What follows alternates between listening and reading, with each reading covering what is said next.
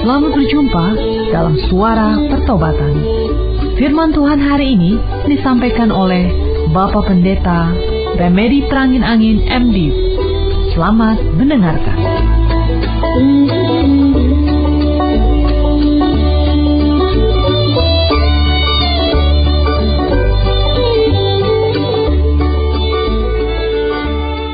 Terima kasih Tuhan Yesus, Engkau telah mempersatukan kami kembali dalam persekutuan lewat udara. Hamba percaya kehadiran-Mu dalam Roh-Mu yang kudus di ruangan di mana kami berada membuat si iblis tidak berdaya sama sekali untuk mengganggu konsentrasi kami. Pada hari ini, kami akan merenungkan sikap memberi persembahan yang menyenangkan hati Tuhan, seperti sikap Maria yang mengurapi-Mu Yesus dengan minyak wangi yang mahal.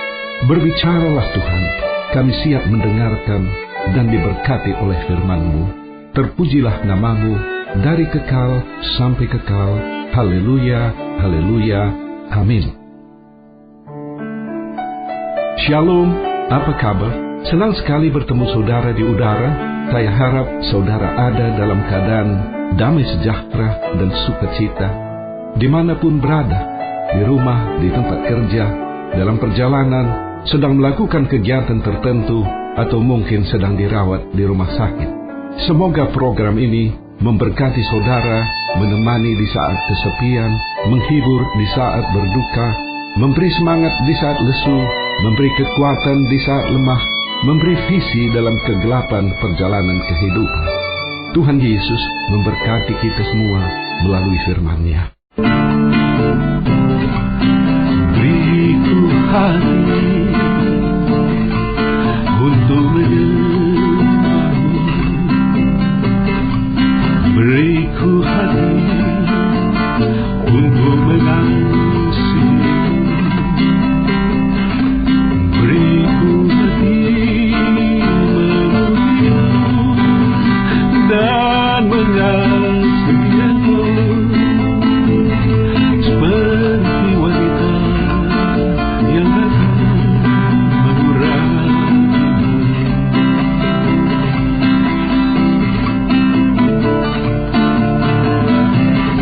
Beriku hati untuk menyembah-Mu, beriku hati untuk mengasihi-Mu, beriku hati memuji-Mu dan mengasihi-Mu, seperti wanita yang datang mengurapi-Mu.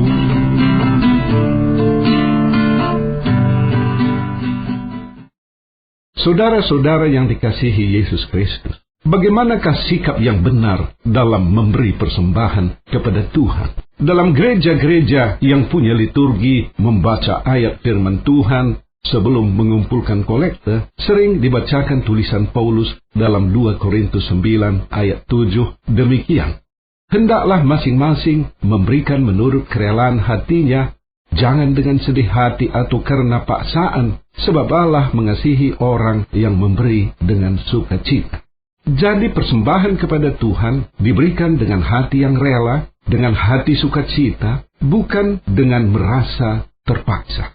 Saya pernah bertemu dengan hamba Tuhan yang kurang menyukai penekanan terhadap ayat ini dengan alasan kalau ditekankan memberi dengan sukacita, ya, orang yang sebenarnya mampu memberi 50.000 rupiah akan termotivasi memberi hanya 5.000 rupiah supaya hatinya sukacita.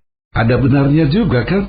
Hamba Tuhan ini kemudian mengatakan, kalau memberi kepada Tuhan, berilah dalam jumlah di mana hati merasa berat. Kata berat di sini dalam tanda kutip. Maksudnya tentu saja supaya jumlahnya lumayan besar. Yang ideal menurut pendapat saya adalah memberi dalam jumlah besar kepada Tuhan dengan hati yang penuh sukacita dan ucapan syukur yang tulus. Sikap seperti inilah dimiliki seorang perempuan yang bernama Maria. Mari kita baca firman Tuhan dari Yohanes 12 ayat 1 sampai dengan 8, Saya bacakan untuk kita semua demikian. 6 hari sebelum Paskah, Yesus datang ke Betania, tempat tinggal Lazarus yang dibangkitkan Yesus dari antara orang mati. Di situ, diadakan perjamuan untuk dia dan Marta melayani, sedang salah seorang yang turut makan dengan Yesus adalah Lazarus. Maka Maria mengambil setengah kati minyak narwastu murni yang mahal harganya, lalu meminyaki kaki Yesus dan menyekanya dengan rambutnya, dan bau minyak semerbak di seluruh ruangan itu. Tetapi Yudas Iskariot, seorang dari murid-murid Yesus yang akan segera menyerahkan dia, berkata, "Mengapa minyak narwastu ini tidak dijual 300 dinar dan uangnya diberikan kepada orang-orang miskin?" Hal itu dikatakannya bukan karena ia memperhatikan nasib orang-orang miskin, melainkan karena ia adalah seorang pencuri. Ia sering mengambil uang yang disimpan dalam kas yang dipegangnya. Maka kata Yesus, "Biarkanlah dia melakukan hal ini mengingat hari penguburanku, karena orang-orang miskin selalu ada pada kamu, tetapi aku tidak akan selalu ada pada kamu." Demikian firman Tuhan. Maria yang menjadi tokoh yang kita renungkan dalam persekutuan hari ini adalah seorang wanita yang beberapa kali dicatat dalam Injil.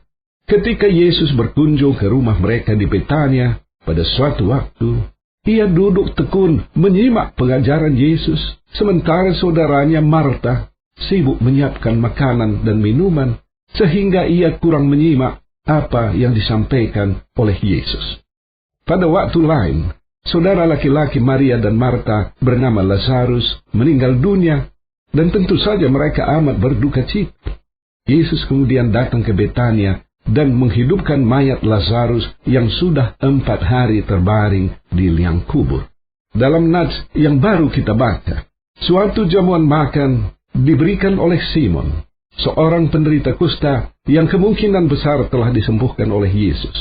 Dan pada kesempatan itu, Maria ikut membantu melayani.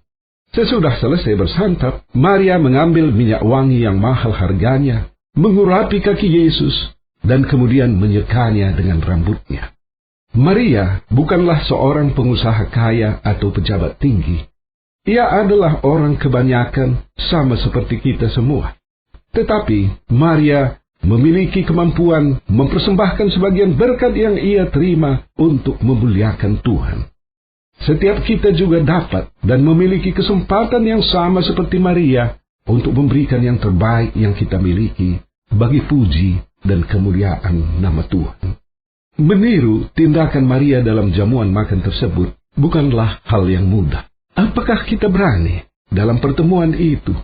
Disaksikan banyak orang membuka tutup buli-buli tempat minyak wangi dan kemudian mengurapi kaki Yesus, menyekanya dengan rambut kita.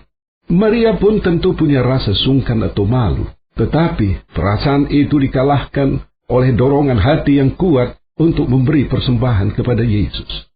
Minyak wangi persembahan Maria itu bukanlah persembahan persepuluhan atau persembahan lain yang diatur dengan ketetapan peraturan agama.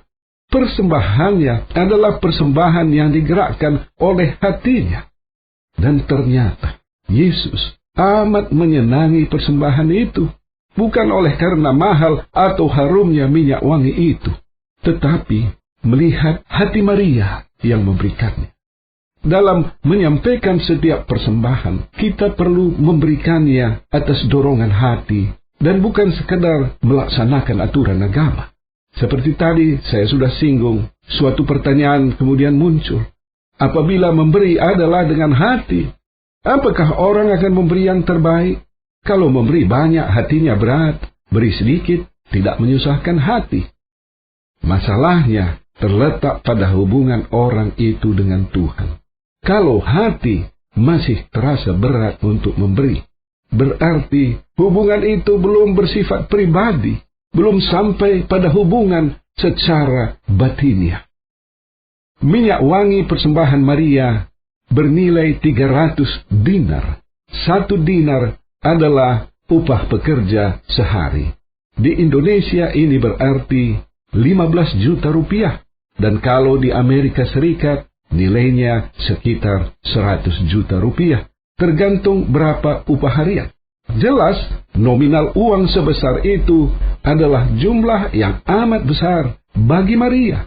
Apalagi kalau kita ingat bahwa Maria adalah seorang perempuan biasa, perempuan kebanyakan. Persembahan yang diberikannya adalah sesuatu yang baik, parfum, dan nilainya tinggi. Persembahan kepada Tuhan haruslah merupakan persembahan yang terbaik. Persembahan nomor 1, bukan nomor 2. Kita tentu tidak sampai hati memberi persembahan yang cacat atau jelek kepada Tuhan. Tetapi dalam kenyataan sehari-hari, seorang bendahara gereja akan dapat mengetahui apakah jemaat memberikan persembahan dalam bentuk uang fisik yang baik yang dimasukkan ke dalam kantung persembahan. Di masa muda, saya pernah menjabat sebagai bendahara di sebuah gereja untuk waktu yang cukup lama. Setiap minggu, saya melihat aneka rupa uang yang dimasukkan jemaat ke dalam kantung persembahan. Mulai dari uang logam yang nilainya kecil, sampai dengan uang kertas kumal dan lecek-lecek, uang kertas yang sudah sobek. Saya kira ada baiknya persembahan kolekte ibadah minggu berupa uang sudah dipersiapkan dari rumah dengan baik. Kalau lecek-lecek, tidak usah memberi persembahan. Tidak memberi kalau memang tidak ada. Lebih baik daripada memberi persembahan tetapi yang cacat. Bukan nilainya yang perlu tinggi, tetapi sekali lagi, berilah persembahan yang baik. Soal nilai persembahan tentu sifatnya relatif dan sama sekali tidak menjadi ukuran bagi Tuhan. Suatu jumlah yang besar bagi seseorang belum tentu besar bagi orang lain. Saudara-saudara yang dikasihi Yesus Kristus, Yudas Iskariot, bendahara dalam rombongan Yesus, mengkritik persembahan Maria dengan mengatakan bahwa persembahan itu lebih baik diberikan bagi orang miskin. Secara logika, hal ini bisa diterima.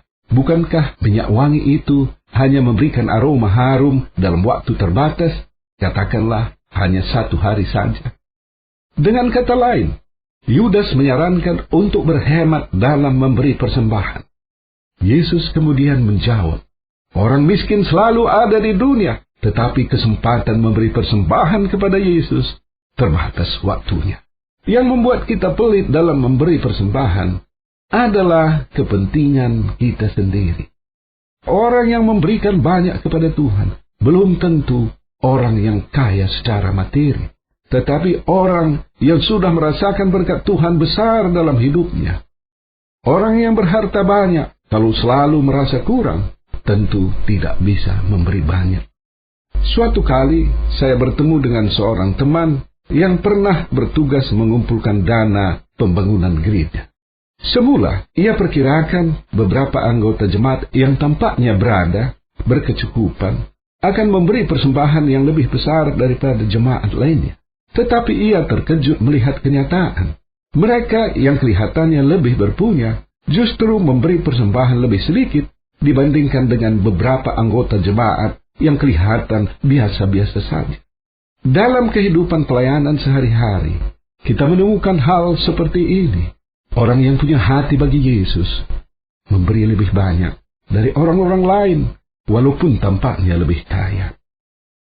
Saudara, ada pandangan di sebagian orang Kristen bahwa kita perlu memberi agar diberi lebih banyak lagi. Memang benar, orang yang memberi banyak akan diberi banyak pula oleh Tuhan. Hal ini kita bisa baca dalam Maliahi 3 ayat 10 dan 11 demikian. Bawalah seluruh persembahan persepuluhan itu ke dalam rumah perbendaharaan, supaya ada persediaan makanan di rumahku, dan ujilah aku, firman Tuhan semesta alam, apakah aku tidak membukakan bagimu tingkat-tingkat langit, dan mencurahkan berkat kepadamu sampai berkelimpah. Aku akan menghardik bagimu belalang pelahap, supaya jangan dihabisinya hasil tanahmu, dan supaya jangan pohon anggur di padang tidak berbuah bagimu, firman Tuhan semesta alam. Tuhan Yesus juga mengatakan dalam Lukas 6 ayat 38, berilah dan kamu akan diberi, suatu takaran yang baik, yang dipadatkan, yang digoncang, dan yang tumpah keluar akan dicurahkan ke dalam ribaanmu. Sebab ukuran yang kamu pakai untuk mengukur akan diukurkan kepada. Firman Tuhan cukup jelas berkata, Tuhan memberkati orang yang memberi. Tetapi, janganlah sikap hati kita seperti sikap dalam berbisnis. Memberi persembahan sama sekali bukan berbisnis dengan Tuhan. Kita bisa belajar dari Maria. Dia memberi persembahan kepada Tuhan semata-mata sebagai tanda pengucapan syukurnya. Ia sama sekali tidak mengharapkan balasan apapun dari Yesus. Maria memberi persembahan dengan kasih agape, tidak mengharapkan balasan. Persembahan kepada Tuhan dengan sikap hati seperti ini menyenangkan hatinya. Kalau hati Tuhan senang, Ia akan memberi berkat lebih banyak lagi.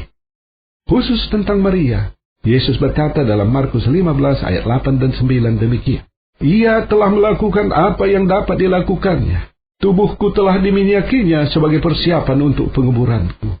Aku berkata kepadamu, sesungguhnya, di mana saja Injil diberitakan di seluruh dunia, apa yang dilakukannya ini akan disebut juga untuk mengingat dia. Firman ini digenapi sudah. Hari ini kita membaca Injil, dan kita dengar kembali perbuatan Maria yang menyenangkan hati Yesus.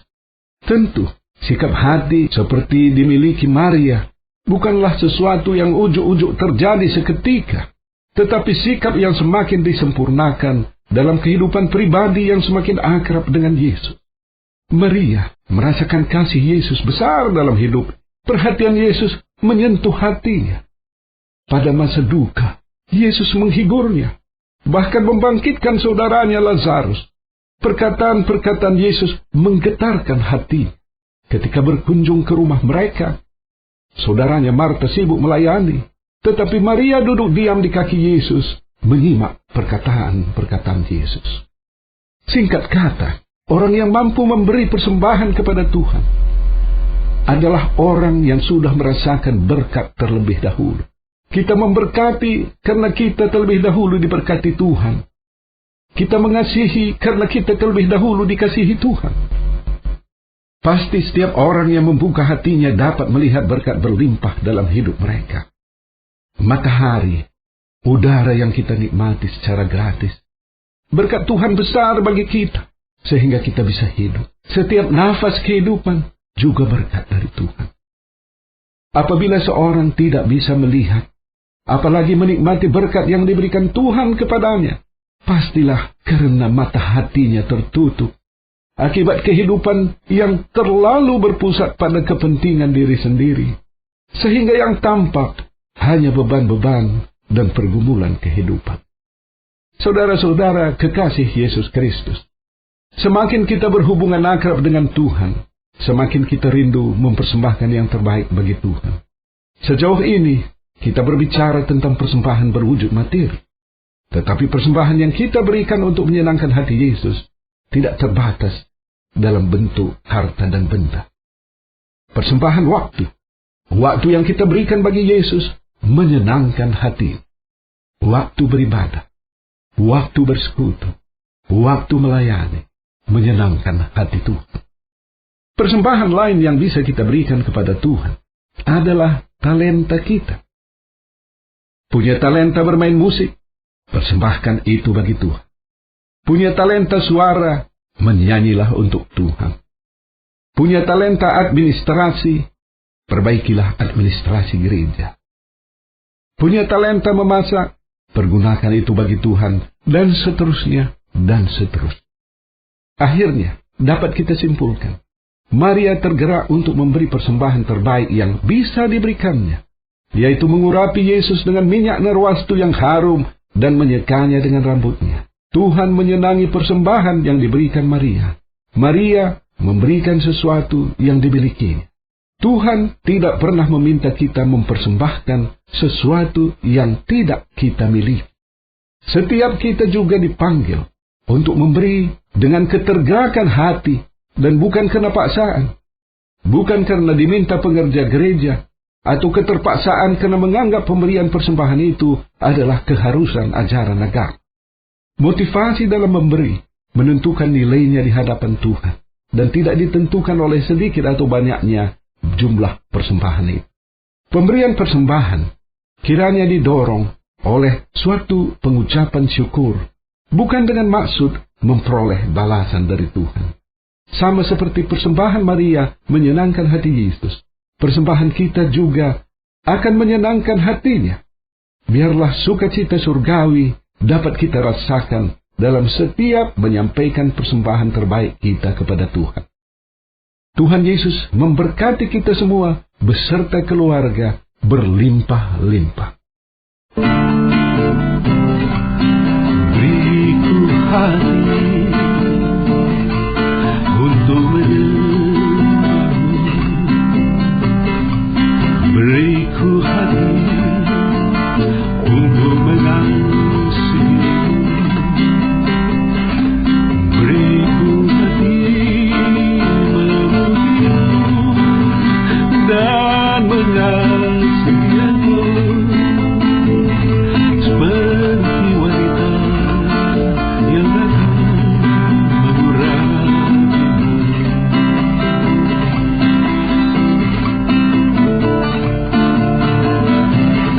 Beriku hati untuk menyembahmu, beriku hati untuk mengasihimu, beriku hati memujimu dan mengasihimu, seperti wanita yang datang mengurapimu.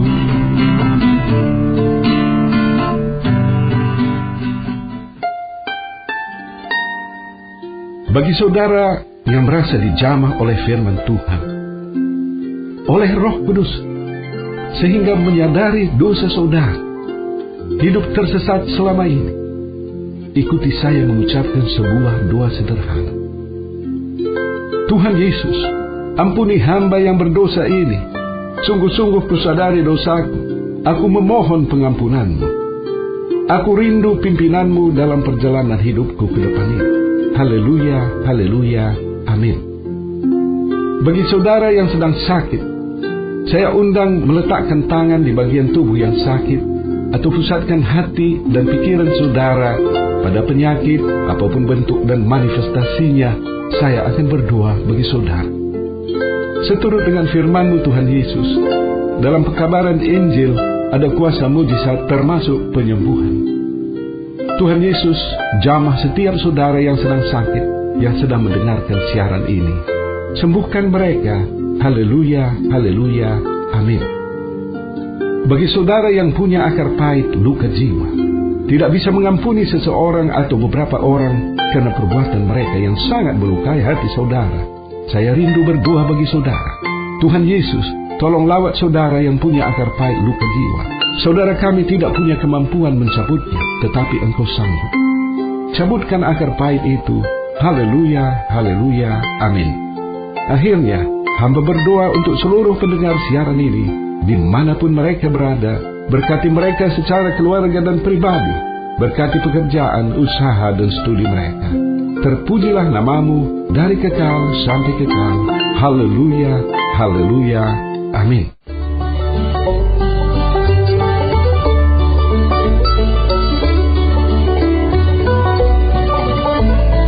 Kita sudah mendengarkan firman Tuhan yang disampaikan oleh Bapak Pendeta Remedi Trangin Angin MD.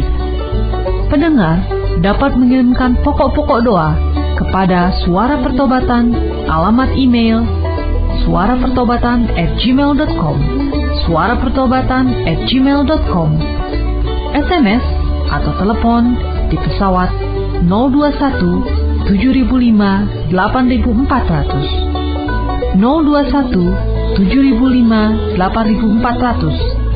Sampai jumpa pekan depan pada hari dan jam yang sama. Tuhan Yesus memberkati.